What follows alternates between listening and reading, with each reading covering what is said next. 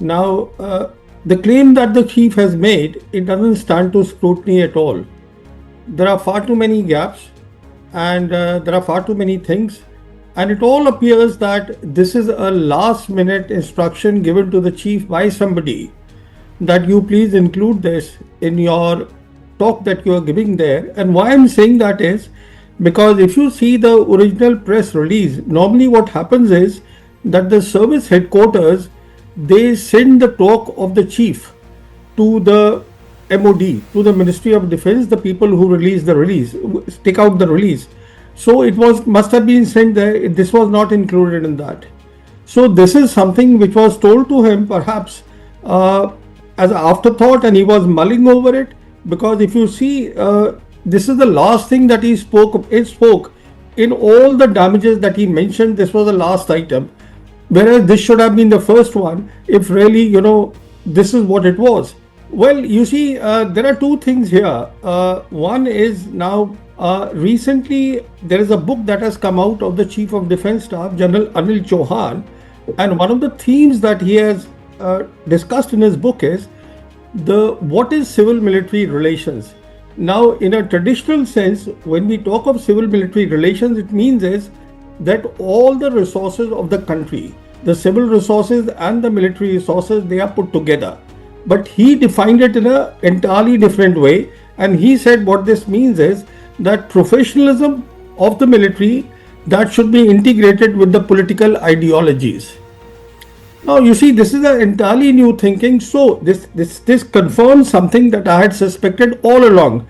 Even when General Bipin Rawat was made the first CDS, it didn't make sense to me, but that's a different question. Should you want to know the answer, I can answer that. Because the point is, he was kept in there because ideologically he was aligned with the government, and therefore they picked up this General Chauhan had retired as a 3-star. They brought him back as a 4-star. So this is what I think it is after having read his definition of civil-military relationship. So the government is not doing things directly. So this was conveyed through the CDS. That is the point I am making, is because you see, the political leadership doesn't understand the nuances of the military. So when we talk of the rules of engagement, it was conveyed through which is why this is important, which is why they said that this was a tri-service operation headed by the Chief of Defence Staff. Now he said that all these 5 planes, they were shot by the S-400. Now S-400 is a very good system, very versatile, and it has a detection range of 600 kilometers. What that means is that even if there is a small aircraft, it can certainly detect the aircraft at 300 or 400 kilometers, and all the targets that the Air Chief was talking about, they were within 300 kilometers. So if indeed this has happened, I mean, I'm not saying that it has not happened. All I'm saying is that where is the evidence? You should identify and tell the people of India and the world that, okay, 5 fighter planes, what are their types? Were they J-10s? Were they JF-17s? Were they F-16s? I mean, this is something you would know. The command, the entire Air Force looks up to the chief.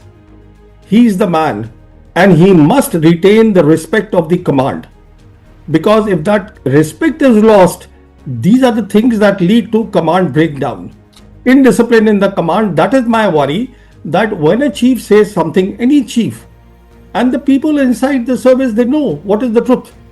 So that leads to losing respect for the chief. I mean, this is a big worry because all these air warriors, let alone the air warriors, I mean, after all, we know that this naval officer, he is also aware of that, because within the services, you know what's going on. The second part is, the more service becomes, military becomes ideologically driven, the less competent it would be.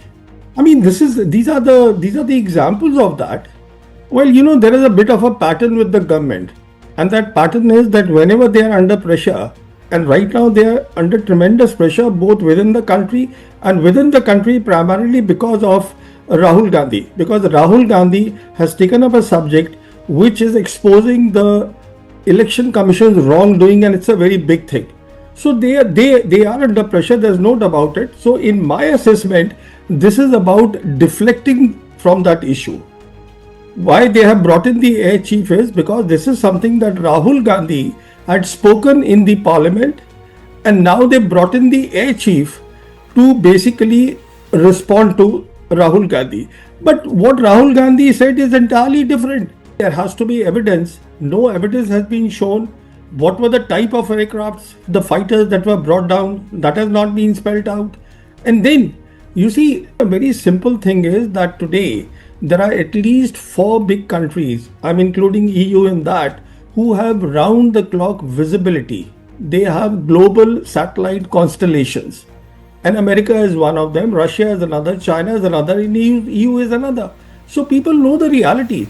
You see, it is basically, in my assessment, this whole thing of chief coming and saying all this is to assuage the feelings of the Indians. Because the worry is that the image of the government should not come down in the eyes of the Indians. That is what matters.